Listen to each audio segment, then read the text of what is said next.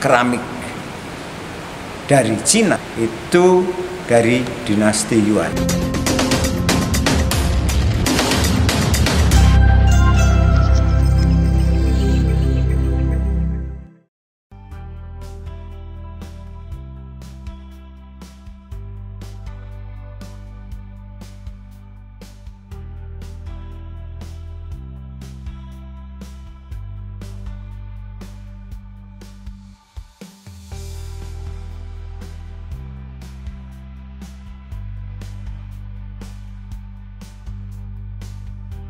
Setelah saya melihat foto dan juga secara langsung, kemudian foto itu memang saya kirim kepada teman saya yang memang ahlinya keramikologi, tapi sebetulnya saya juga punya interpretasi, meskipun saya belum yakin interpretasi saya benar. Maka begitu teman saya mengatakan bahwa itu adalah keramik dari Cina terutama, meskipun ada juga yang dari Thailand katanya, itu dari dinasti Yuan. Jadi untuk mengetahui bahwa keramik itu dibuat berdasarkan pentarikan atau dibuat pada masa dinasti apa, kalau dari Cina itu banyak indikasi atau unsur-unsur ciri-ciri yang harus betul-betul kita pegang sebagai dasar asumsi, sebagai dasar interpretasi. Misalnya satu, bentuk utuhnya, kemudian motif hiasnya, kemudian tingkat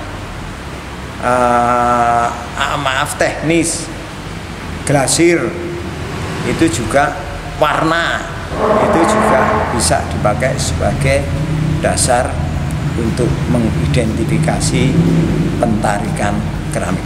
Naga itu kan merupakan binatang yang sangat mistis, sangat mitologis ya untuk bangsa Cina ya. Karena naga itu adalah simbol dunia bawah yang sangat diyakini mempunyai peranan penting di dalam kehidupan keyakinan mereka. Sebetulnya naga itu kita bisa melihat contohnya ya, itu kalau ada gempa bumi, kemudian bumi itu bergelombang naik turun, itu sebetulnya adalah munculnya keyakinan terhadap simbol naga, sehingga bisa dikaitkan dengan lambang dunia bawah atau sesuatu yang kekuatan yang menguasai dunia bawah.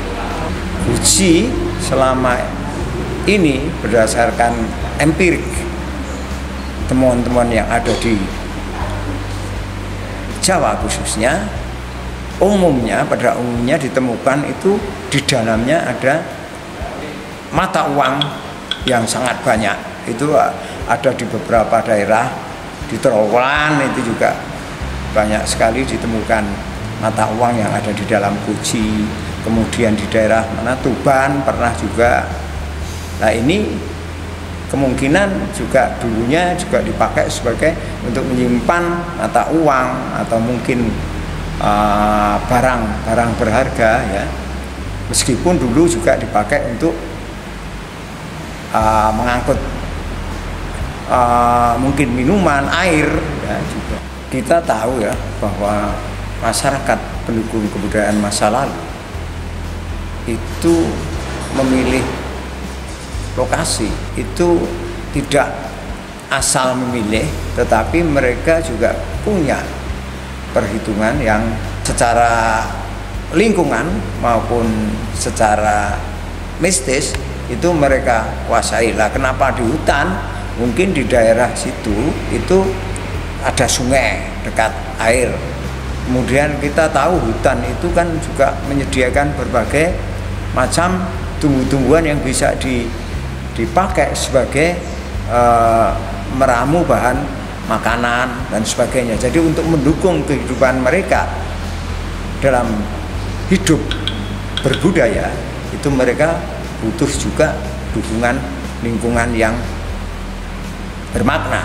Guci-guci yang dari Cina itu kok bisa masuk ke Indonesia itu gimana Pak ceritanya? Nah, Cina itu produksi keramiknya itu sejak abad kedua sampai abad sekarang pun masih memproduksi keramik mungkin ya. Ya, penyebaran Cina dalam perdagangan keramik itu kan melalui selatan, sehingga dia mampir kemana-mana itu, mampir ke Thailand, Vietnam, kemudian Kamboja, kemudian ke kita, ke Asia Tenggara ini, ke Indonesia.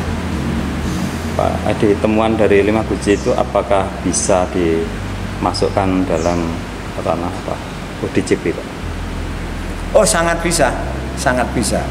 Jadi dari ciri-cirinya kita tahu bahwa itu seperti yang saya sampaikan sebelumnya adalah dari dinasti Yuan ya. Itu sangat bisa dan harus segera dilakukan kajian terhadap keramik itu oleh kawan-kawan TACB yang ada di Kabupaten Nganjuk. Prosedurnya kira-kira seperti apa Pak untuk penetapan itu nanti? Jadi penetapan, awal dari proses penetapan itu memang dilakukan pendaftaran ya. Pendaftaran, kemudian setelah didaftar dilakukan kajian. Kajian ini dilakukan oleh TACB, tapi juga bisa dibantu dengan tim teknis lainnya, misalnya dari Dinas Bupar. Nah, hasil kajian itu kalau kabupaten atau kota itu sudah mempunyai tim ahli cagar budaya kabupaten untuk Nganjuk khususnya, maka segera TACB Kabupaten Nganjuk ini melakukan proses penetapan, menyusun naskah berdasarkan hasil kajian itu, naskah untuk ditandatangani oleh Bapak Bupati untuk segera ditetapkan.